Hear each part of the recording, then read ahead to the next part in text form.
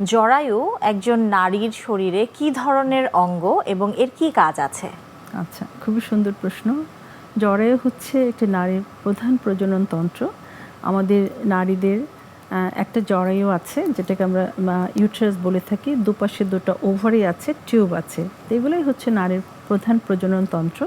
তো এই জরায়ু থেকেই বয়ঃপ্রাপ্তির পরে প্রতি মাসে মাসিক হয়।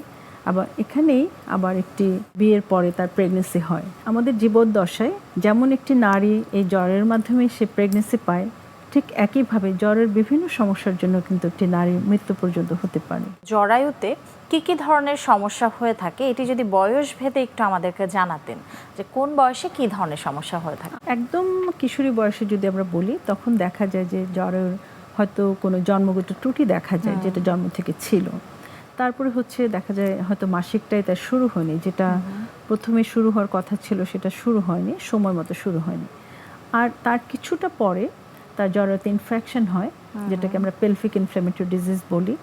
আরও একটু রিপ্রোডাক্টিভ এইজে মানে 20 থেকে 40 ওই সময় দেখা যায় জরায়ুতে ইনফেকশন হয়, ওখানে এন্ডোম্যাট্রিওসিস হয়, অ্যাডেনোমায়োসিস হয়, এবং আরেকটা ভেরি কমন যেটা জরায়ুতে টিউমার হয়, যেটাকে আমরা ফাইব্রয়েড বলে থাকি।